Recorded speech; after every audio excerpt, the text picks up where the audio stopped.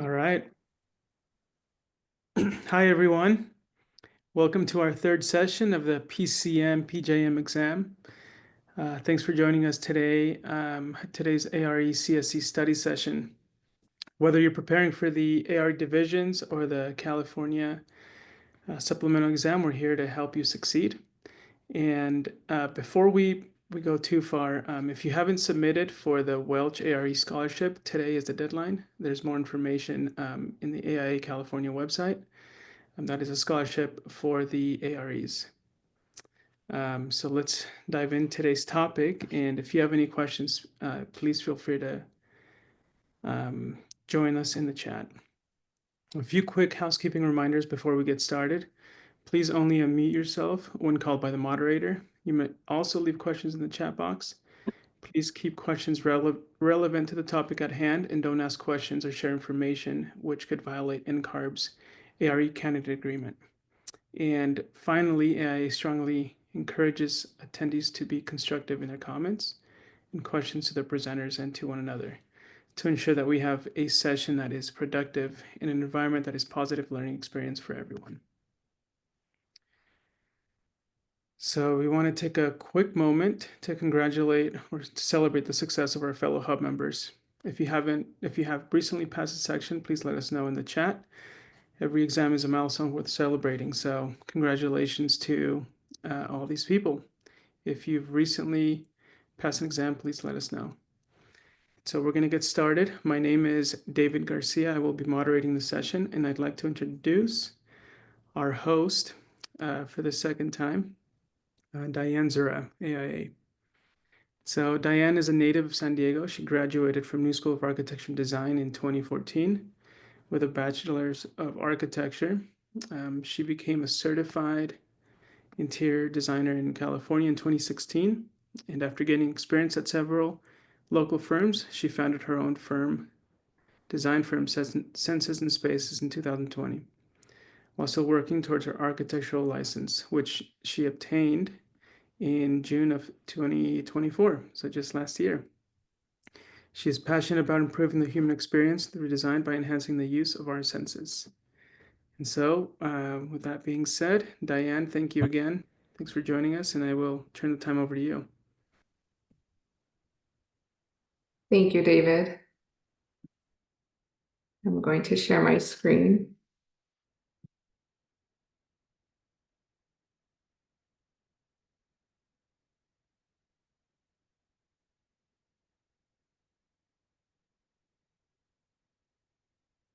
David, can you confirm that you can see my screen? Yes, thank you. Okay, so I'm going to start off by going through some references that really helped me. And I took these two exams, the practice management and project management, in 2018, and I passed both of them back to back, which is something that I highly recommend. And the biggest resource that helped me pass these exams was the Architect's Handbook of Professional Practice. I read that, like, there's certain chapters that you should reference for these exams, and I remember like diving deep into those, and those really helped me pass the exams, along with the AIA contracts and then referencing the NCARB handbook. So I just wanted to start off by referencing those material. And I also just wanted to talk about, something I wish that people talked about more, because when I was taking my exams, I didn't pass them all in 1 year. It was a journey. So I just wanted to remind you that everyone's journey is different. Some people pass all the exams in 1 year, others, like myself, take a few detours, whether it's life events, work, or needing time to like really absorb the material, get some more experience. Everyone's journey is different, so don't be too hard on yourself. And, also don't give up, because these tests can be very disappointing at times and feel like they're taking up all of your time, but it is all worth it. So I'm going to focus on the strategy for passing the exams and like a breakdown of what the exam covers, how to prepare for it, like the mindset and test taking strategies, and then breaking down the questions so that you can pick the answer quickly. This is something that I learned because like I had failed some of the exams, and like in the end I realized that it's all about being able to find like the one word, or like the one word that made the one of the answers incorrect, or finding like the keyword to the right answer. So it's like being able to not only know the content, but also being able to read the questions and the options for the answers is a very important tool. And then we're going to go over to practice questions and just some of my experience. So my goal is to help you feel more confident as you approach these exams, and remember that like you got this and that it's all about practicing and knowing the content. So practice management focuses on firm structure, business operations, risk management, ethics, regulations, and finances. So this subject is a bit challenging if you've never worked on proposals or worked on the business side of a firm, but in my opinion it's not as hard to understand once you start like doing some of the practice material, like finding the net multiplier and the utilization rate. It just you just have to get yourself familiar with a few practice questions. And then project management, it focuses on contracts, project teams, scheduling, quality control, fee negotiation, consultant coordination, and phases of service. So they're separate exams, but the material for the exams overlaps a lot. And I highly recommend taking these close to each other. Everybody takes exams differently. Sometimes people can take them like a day after another, whereas others, they need like a week or more time to be able to sit through these exams, just because like it's a process to actually take the exam. But whatever your time frame looks like, I would just recommend doing them close to each other, because when you're studying for one, you're studying for both of them. So as I mentioned, practice management focuses on like the business and operational side of architecture, while project management focuses on like the execution of projects within the firm. So practice management is about like the running the business, and project management is the projects within that business. So practice management asks, is the firm sustainable, profitable, and well managed? While project management asks, is this project well executed, documented, and delivered effectively? You need both of these in order to have a successful architectural practice. So as I mentioned before, taking these exams back to back just makes it so much better. Yeah, so that's like the material is very similar, but one just focuses on the business side while the other one focuses on the project side. So I'm first going to talk about test taking strategy and mindset, because I think this was the most important thing for me. Is a lot of times I would know the content, I would take practice exams, I would do well, but then when I would get into the exam, I would just get really nervous and sometimes my mind would go blank. So having these strategies came in very handy, because like it helped me stay focused and not like think about the exam as a whole, but just like focus on one question at a time. So mastering the clock is one of the things that I would recommend for you guys to work on. It's, the goal isn't to answer every question perfectly, but to keep some of your brain power for the whole test so that by the time you get to your case studies, you're not like burnt out.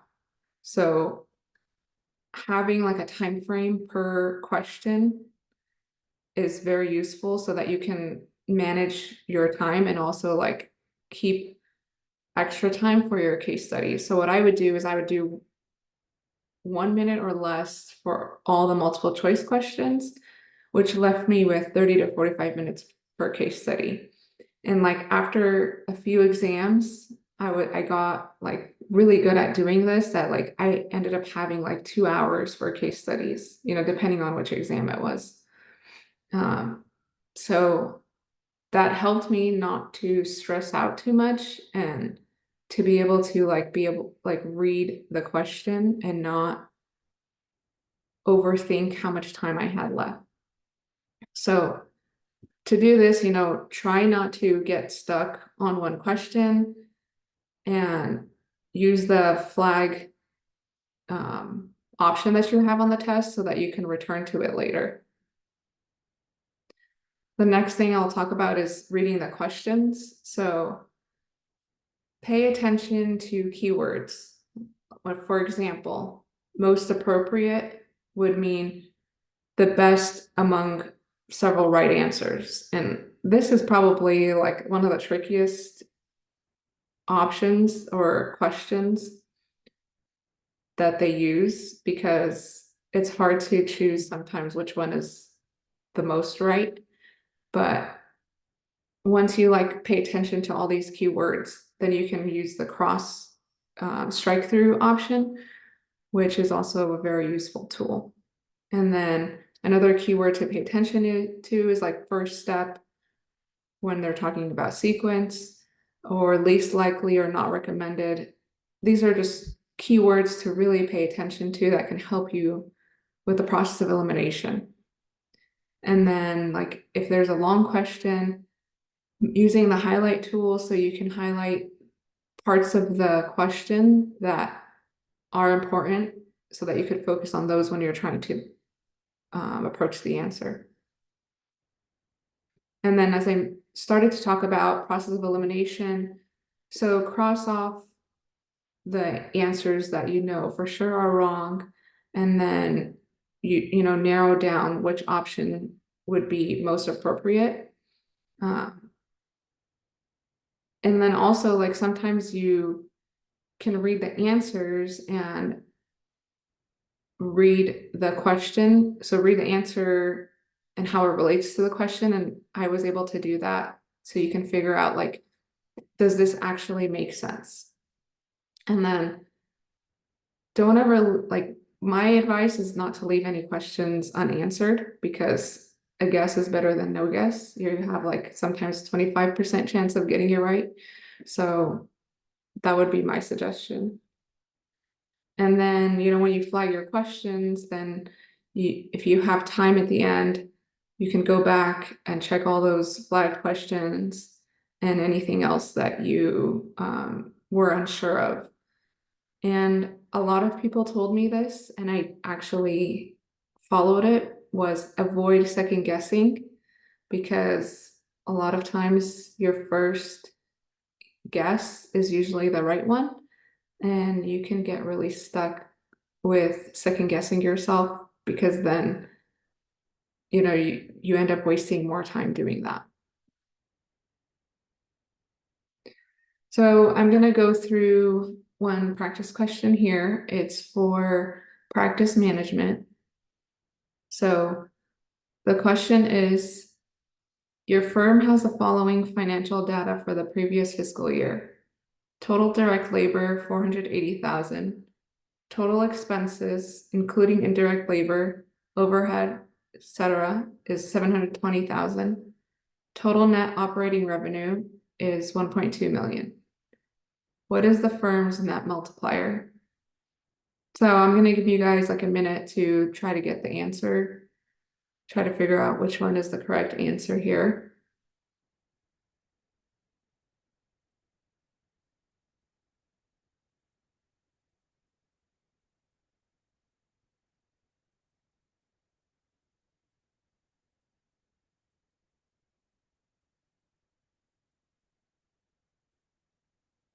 Okay, so I'm gonna move on to the next slide. So step one would be to figure out what the question is being asked. So net multiplier, that is what the question is asking. What is the firm's net multiplier? So we know that the net multiplier equals the net operating revenue divided by direct labor. So you take those two numbers and you do 1.2 million divided by 480,000 and you get 2.5. So this is, it seems very simple. And these types of questions, they can be tricky when they're used like different terms, like direct labor versus indirect labor, and knowing the right formula. But a lot of times, if you just know the formula and you pay attention to the keywords, you can find out the answer fairly quickly. So then I just want to talk about, the net multiplier. It's important to know. It might be a question on the exam, like why it's important. And also just for your own knowledge, if any of you want to have your own practice or if you want to figure out like what is a net multiplier for you at the firm you're working at. So the net multiplier is a key performance metric in architectural firms and also other professional firms, professional service firms. It measures how effectively a firm converts direct labor, so billable hours worked by staff, into net operating revenue. So the income after consultants and other reimbursable expenses are removed. So that's how you get the net multiplier. It's, like I mentioned, the net operating revenue divided by direct labor. So this matters because it's telling us how much revenue is generated for every dollar spent on direct labor. A higher multiplier means better efficiency and profitability. And it helps determine billing rates, staffing strategy, and whether the firm is operating sustainably. The common benchmark is 3.0. And I mean, having a 3.0 multiplier is a good sign of a successful architecture firm. I hope that, this makes sense because it's very important in business to know like how much the firm is generating and what they need to bill, like what rate they need to bill at in order to be a profitable company. And another piece of advice I would give when you're taking these exams is kind of put yourself in these like in the position of like having your own firm and why would this be important and like what you would want to know, what you would want to have in your practice. I think when you do that, it helps you absorb the material better and when you apply it, it's something that you can hold on to throughout the years. So the next question that I have is for project management. And the question is, during construction, the contractor submits an RFI asking for clarification on the ceiling height in the lobby. According to the AIA A201, who is responsible to RFIs related to design intent? So I'll give you guys a few seconds to think about that.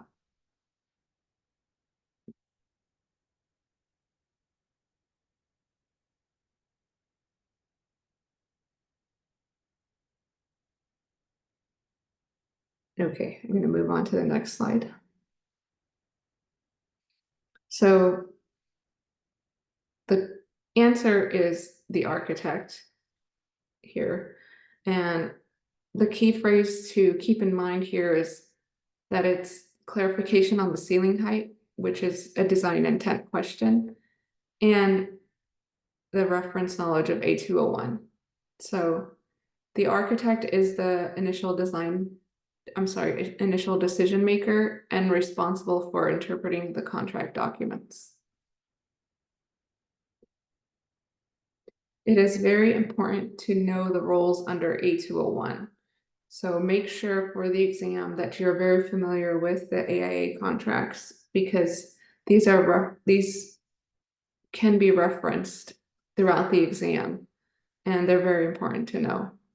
A201 is foundational for defining roles and responsibilities on a construction project. Many exam questions hinge on whether you can properly identify which party, owner, architect, or contractor is responsible for an action or a decision. And this is also very important when it comes to real life practice, because knowing who is responsible is key to having a successful project as well, and making sure that people are owning up to their responsibilities. So looking at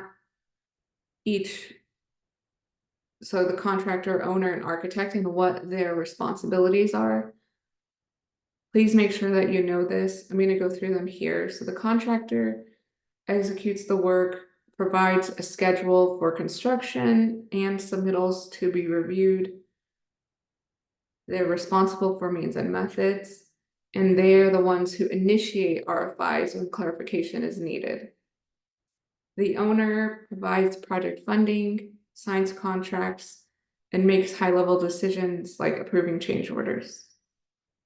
The architect acts as initial decision maker and interpreter of the contract documents. The architect reviews submittals that were put together by the contractor, along with schedules and RFIs. The architect evaluates change orders and makes site visits to observe conformance with construction documents.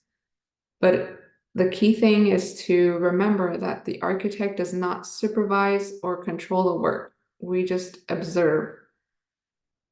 I remember that was very important to know for the exam. And this is like one of the key words to pay attention to, whether it's supervise or observe or means and methods. Knowing these keywords and who's responsible for what is very important to keep in mind. So some exam tips, it's important to know who responds to RFIs, what happens if the work doesn't match the drawings, and who issues change directives. What I used to do is I used to have a chart, and I also used to make flashcards. You have to figure out like what works best for you, what your memory can retain, and how you can absorb the content. But just having these tools would help you to remember like who's responsible for what, especially when it comes to this exam, because like I said, there's like keywords that can be a little tricky. So remember, if it's design related, it's yours as the architect. So I also wanted to talk about, I talked about this briefly in the beginning. For me, the biggest hurdle to get over was getting nervous during the exams.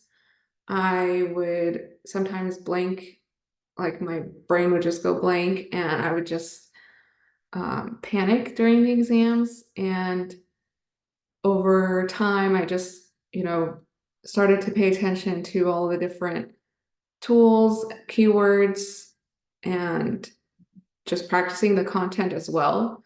So the number one thing is know your content.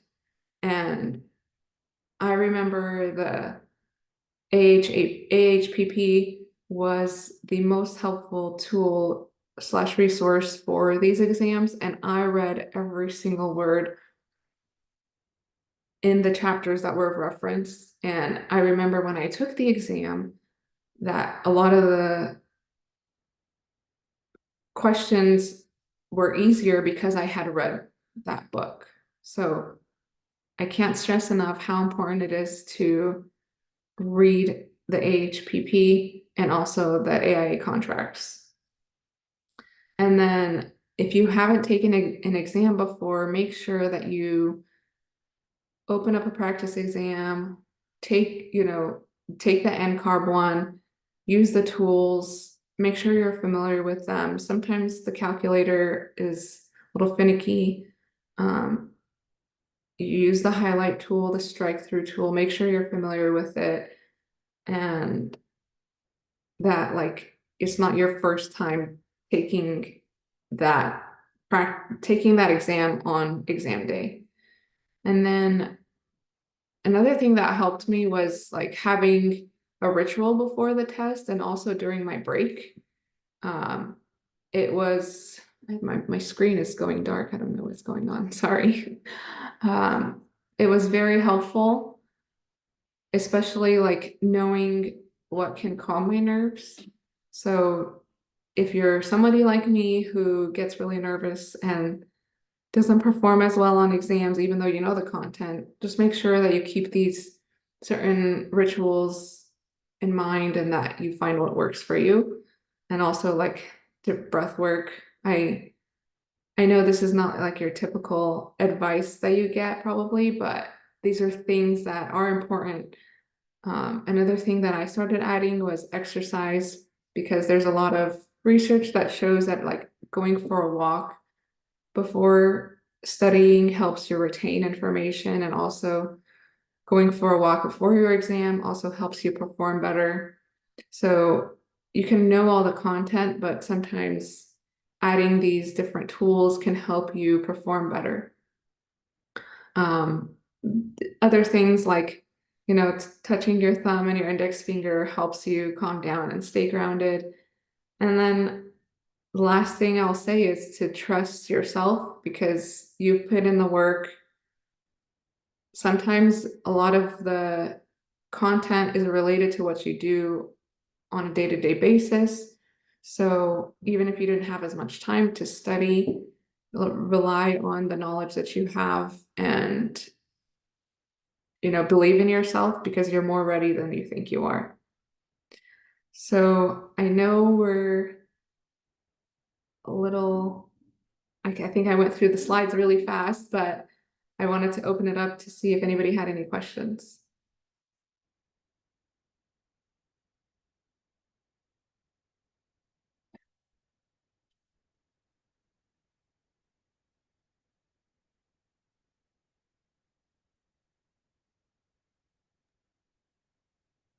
This is a perfect time to ask away, especially if you're new to studying or about to take some of these exams.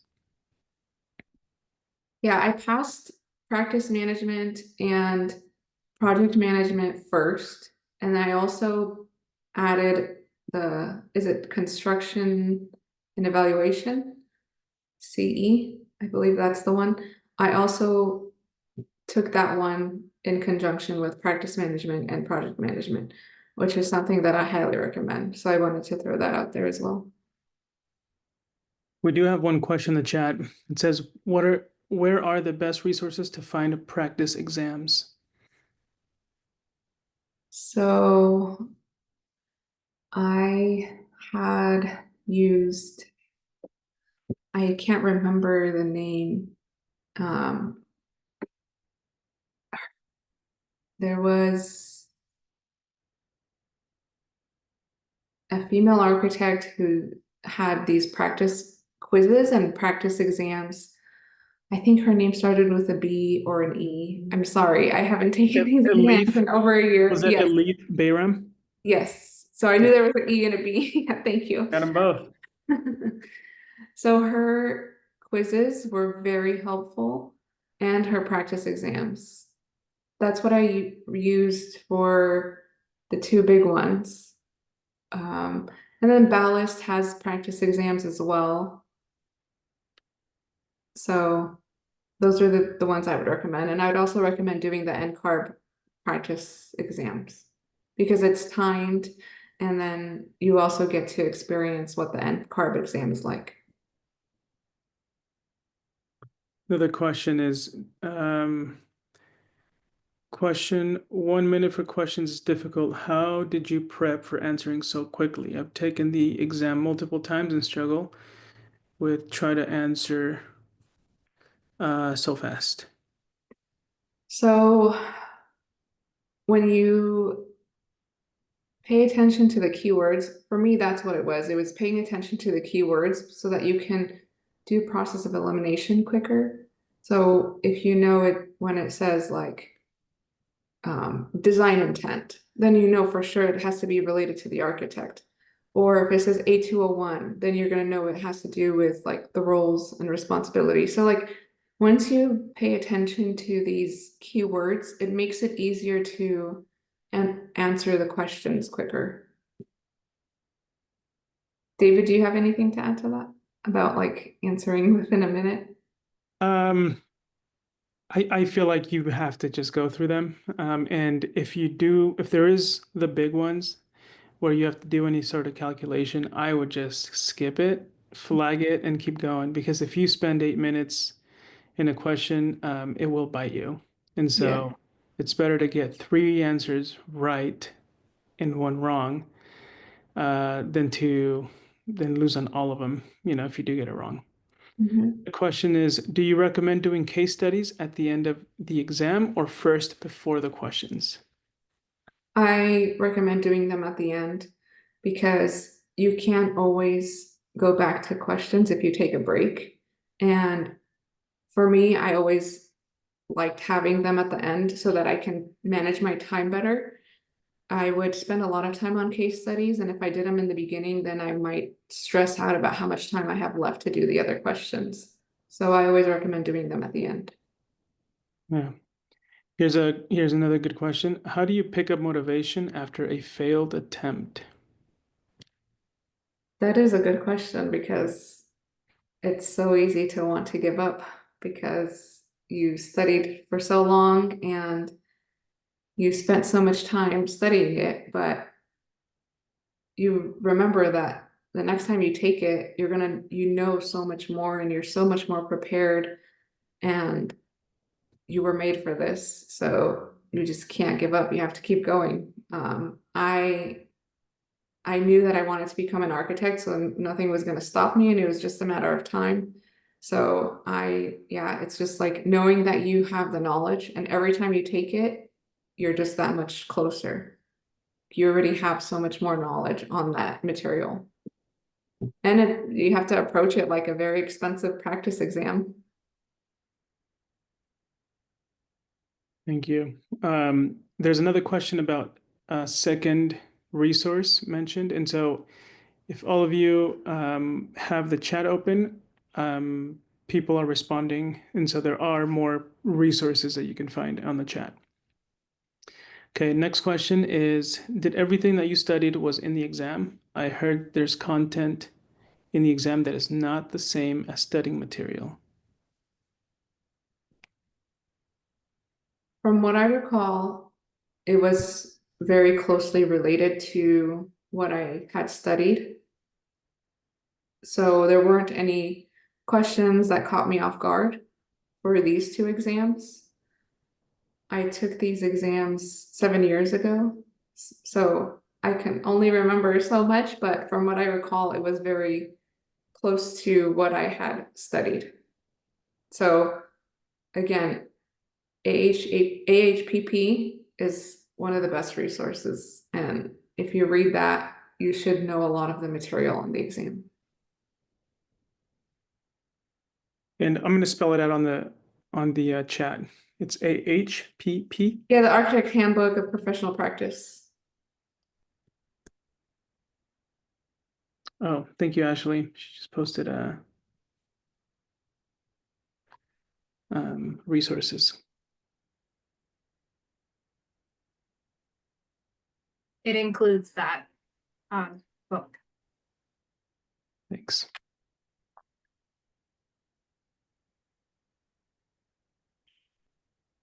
That is it in terms of, okay, here's another question. How much of the AI contract do you need to memorize for the exam? So I remember that you had to know like a lot of it. It was very important to understand like the key points and who is responsible for what and what the architect is contracted for, what the contractor is contracted for, what the owner is responsible for. It's like knowing like the different contracts and what like A201 versus B101, like knowing what those contracts are. So like there could be a question and then it could ask, like just for example, like, is this a A201 question? Like, is this referencing A201, B101? So also understanding like what the actual contract is about. Not necessarily memorizing them, but just getting familiar with what they're about and who it's for.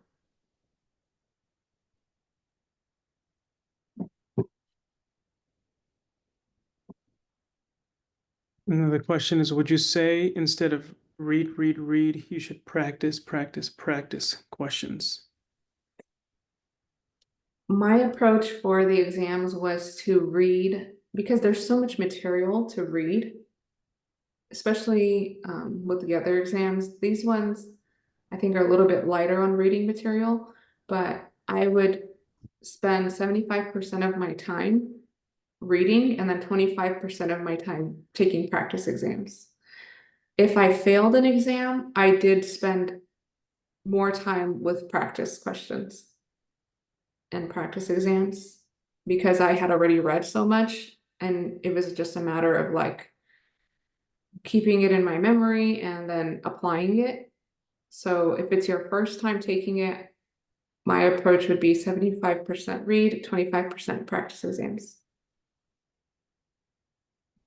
And I just want to point out, if anybody does want to, you can unmute and ask questions. Another question is, what are the best exam prep tools for the neuroscience perspective? That's a great question. So I kind of touched on that a little bit when I was talking about breathing exercises and getting like physical activity. So exercise does a lot for the brain and especially right before an exam. So, and also right before studying, getting your, heart rate really high helps you retain information better and also like helps you focus and helps with your memory. Also, if you study the night before and you like study right before you sleep, and then the next morning just do a review of like what you studied the night before, it'll help you retain that information a lot better too. Yeah, those are the few things that I can recall right now.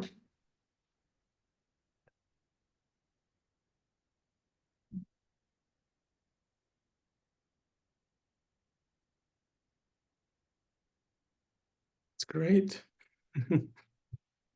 I think we Yeah. finally ran out of questions. Yeah. If these are your first exams, don't be afraid. You got this. You're going to do great. And, for those of you who are losing motivation, it took me 2018. I started taking exams in 2018 and I didn't finish until 2024. So it was a journey for me, but I'm here. And if I did it, you can do it too. Yeah, and what I will add to that is a great way to not lose motivation is to force motivation, which is schedule the next exam. So that was my biggest issue is I wanted to be more prepared and I waited and life happens. So just schedule it. Yes. I agree. I have a question. Yes. Could you go to the third slide before the last?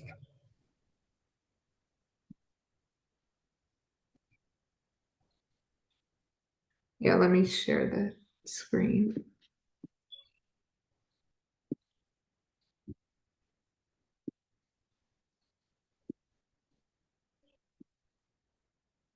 This one Um, or this one? Maybe So 1, 2, 3. let's try 4. This is 4. Yes. 1 before.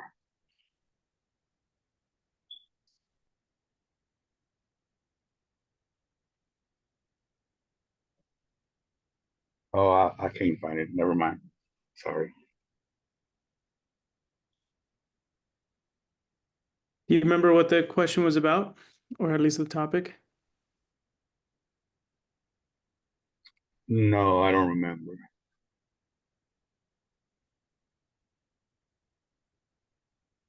No, I don't remember. Sorry about that. It's all right. That's why we're here.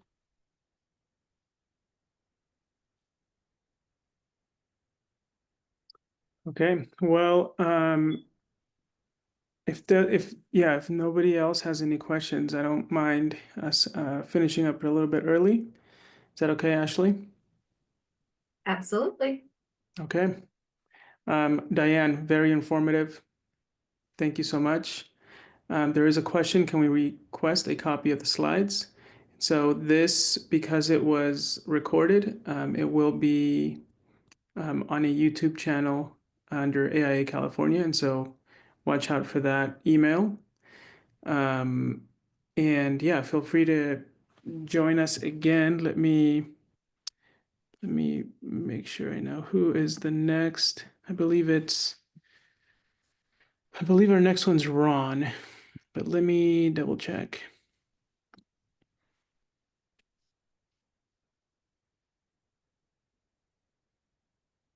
The next one is Amanda Wine. Oh, that's right. Yes. And that will be April 21st. And that will Yes. also be on the same topic, PcM, PjM. So watch out for more emails. And thank you, everyone, for joining us tonight. Really appreciate it. Good luck Thank if you. anyone's going to take an exam. Yes, good luck. Thank you.